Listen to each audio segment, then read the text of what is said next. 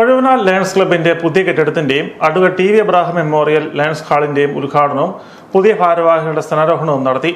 Lions club zone chairman Dino ജെയിംസിന്റെ അധ്യക്ഷതയിൽ ചേർന്ന സമ്മേളനത്തിൽ ലയൺസ് ക്ലബിന്റെ ഉദ്ഘാടനം ലയൺസ് ഡിസ്ട്രിക്ട് ഗവർണർ വിന്നി ഫിലിപ്പും ലയൺസ് ഹാളിന്റെ ഉദ്ഘാടനം അഡ്വക്കേറ്റ് മോൻസ് ജോസഫ് MLA നിർവഹിച്ചു.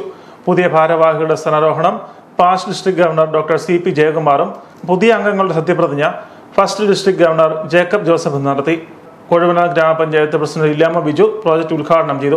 Club president advocate Raju Abraham, cabinet treasurer PC Chacko, advocate Manoj Pala, doctor PK Balakrishnan, Unni Kulappuram, blood donation district chairperson Shivu Thekkemattam, regional chairman Benny Mailadoor, Biju Vathiloor, Gopu Jagannivasan, Mathukutty Maniyangattuparayil, doctor RT Haridas, MM Scaria Monippally എന്നിവർ പ്രസംഗിച്ചു.